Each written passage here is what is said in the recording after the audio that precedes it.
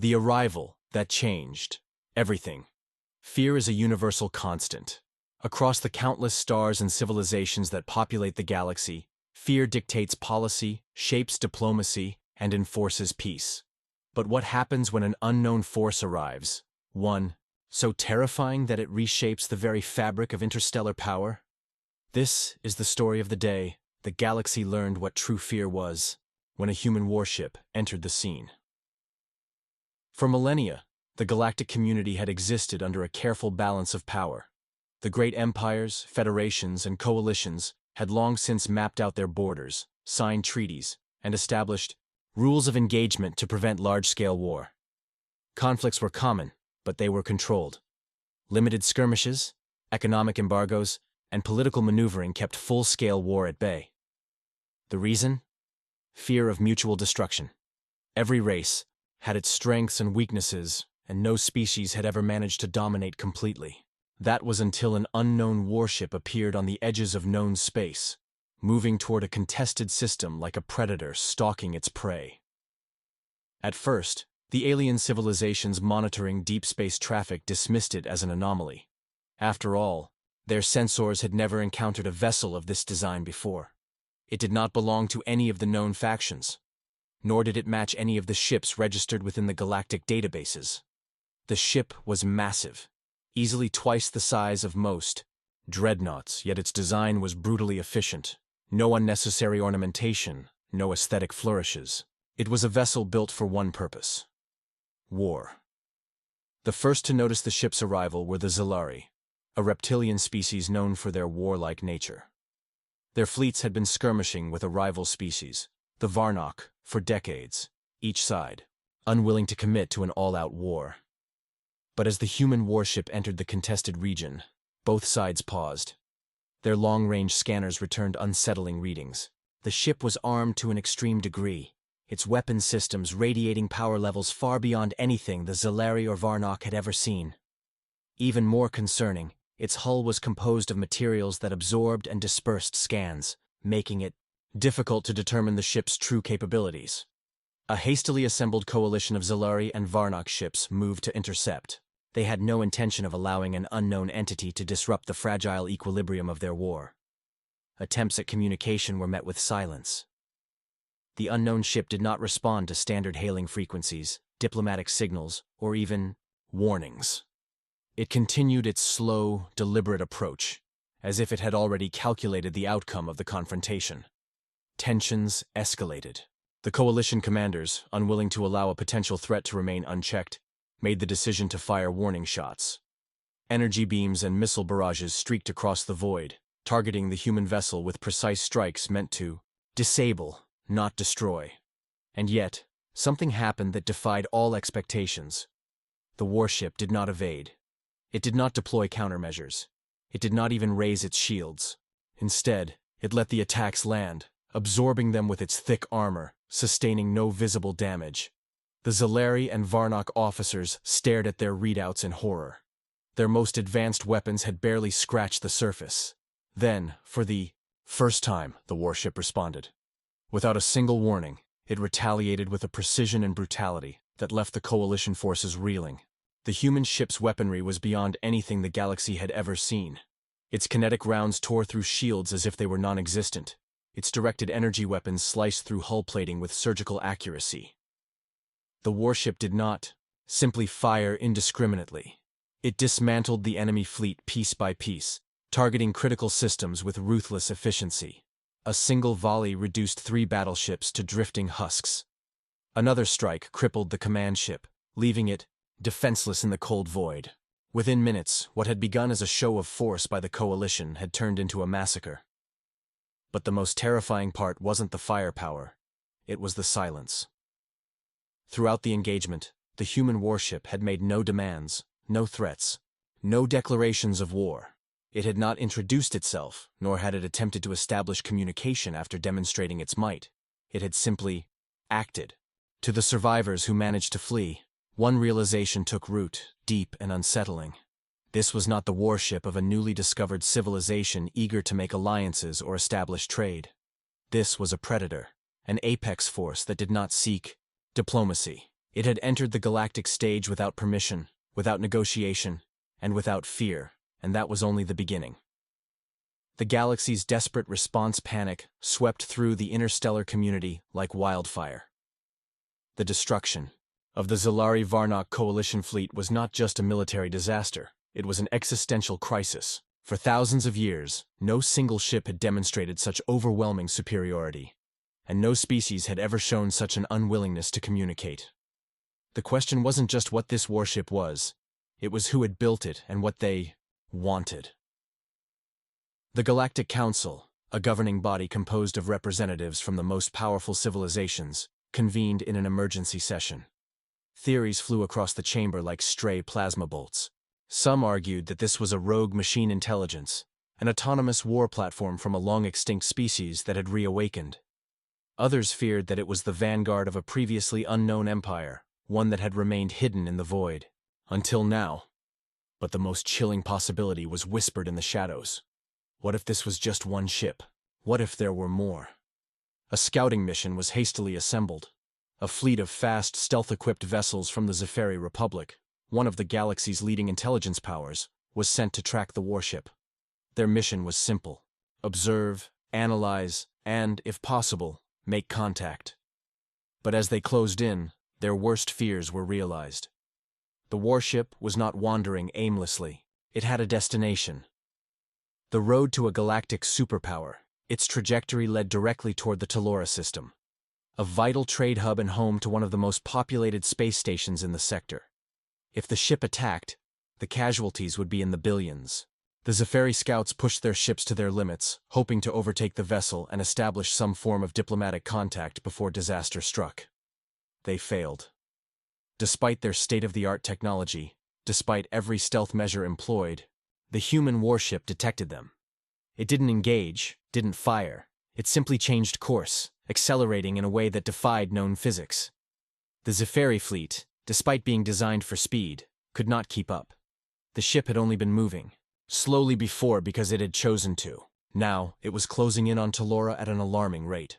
In a final act of desperation, the Galactic Council issued a joint military response. 50 warships from different factions, Zalari, Varnock, Zephyri, and even the cautious neutral Haidari, were deployed to intercept. Some believed diplomacy was still an option. Others knew better. The Battle of Talora, a lesson in futility. When the warship entered Talora's defense perimeter, the combined fleet moved into formation. Their weapons locked on, energy barriers flared to full power, and every communication channel was opened with urgent diplomatic pleas. Still, there was no response. The order was given. The fleet fired everything they had. It was an unprecedented display of military might. Beams of searing plasma, high-yield torpedoes, gravimetric destabilizers designed to collapse a ship's shields through sheer force. Talora's planetary defenses added to the onslaught, unleashing a barrage that could have cracked a moon in half.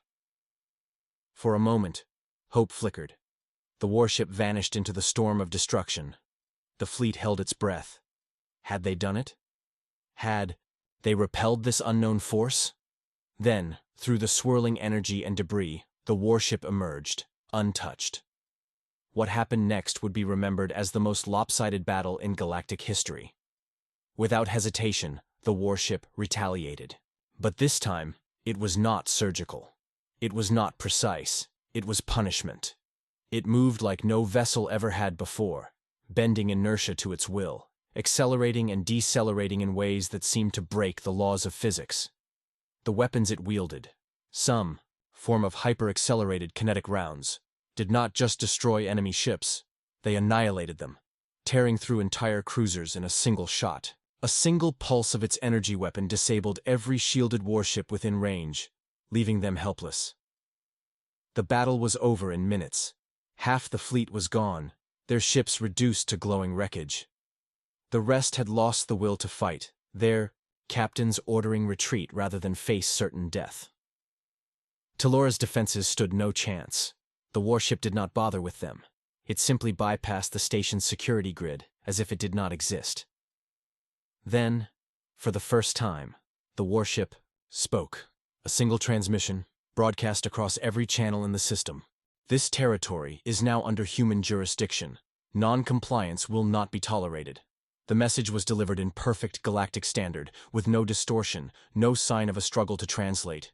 It was clear, direct, and absolute. The galaxy had its answer. Humanity had arrived, and they had just begun. The galaxy faces a new reality. The message sent shockwaves across every corner of the galaxy. Empires that had ruled for millennia, species that had thought themselves untouchable, and militaries that had considered themselves invincible. All were forced to confront an inescapable truth. A new power had emerged, and it was unlike anything they had ever encountered. The devastation at Talora was unprecedented, but it was not the destruction itself that terrified the galactic community. It was the ease with which it had been accomplished. The human warship had not fought a battle. It had demonstrated. It had shown that the weapons of the galaxy's mightiest fleets were nothing more than an inconvenience, that their defenses were meaningless, and that their strategic doctrines were obsolete. And worst of all, it had spoken with the voice of an empire. Who were the humans? Until now, humanity had been nothing more than a myth, one of the countless rumors whispered about lost civilizations and forgotten homeworlds. The oldest archives contained fragmented records of a species known as humans, but they were inconsistent. Some described them as an upstart race that had risen and fallen in a distant spiral arm. Others claimed they were an aggressive warlike people who had vanished without a trace.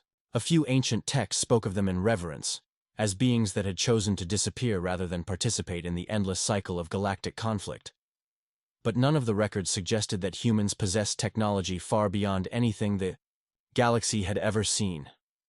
None of them explained how a single warship had emerged from the void and imposed its will upon a galactic superpower. The Council ordered every available intelligence agency to dig deeper. They scoured forgotten databases, decrypted ancient records, and interviewed the oldest scholars. And slowly, a picture began to emerge. Humanity had not disappeared. They had been waiting. The scattered reports suggested that humans had once been explorers, traders, and even diplomats. But something had changed. Whether it was war, isolation, or a strategic decision, at some point in history, they had withdrawn from the galactic stage. They had left no embassies, no colonies, no lingering fleets, only traces, hints of their existence buried in the records of long-dead civilizations. And now, for reasons unknown, they had returned. The Rising Fear diplomatic envoys were immediately dispatched to Talora, desperate to make contact before more blood was spilled. They arrived to find the warship in orbit, unmoving, as if daring the galaxy to challenge its claim. But what truly unsettled them was not the ship. It was the planet itself. Talora had surrendered without a fight. The station's ruling council, its security forces, and even its civilian population had chosen compliance without resistance. The reason? The human warship had not needed to issue another warning. One show of force had been enough. When the diplomats finally received a response, it came in the same calm, unwavering tone as before. Humanity has returned. The old order is irrelevant. You will adapt. There was no offer of alliance, no terms of negotiation, no desire for friendship or trade. The humans had not come to join the galactic community. They had come to rule. The Council's dilemma panic spread. Some factions pushed for immediate retaliation, demanding a grand alliance to confront the new threat. Others argued for surrender, believing that resistance was futile. And in the midst of the chaos, a third voice emerged, a quiet, fearful realization whispered behind closed doors. If this was only one warship, how many more were out there? Every logical assumption suggested that no species would reveal its full strength with a single vessel. If this was merely a scout, an advance force, or the vanguard of a larger fleet, then the galaxy was already doomed. But the truth was far worse. One of the oldest records, hidden deep within the Council's archives, contained a single phrase written by a long-extinct race that had once encountered humans.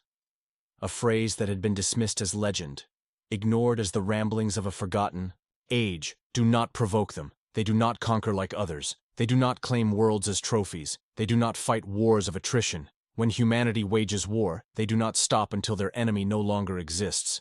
It was not a war the galaxy faced, it was annihilation. The new order begins with the fall of Telora. The fate of the galaxy hung in the balance. Would the Council bow to this new power? Or would they unite in one final, desperate stand? Would humanity offer mercy?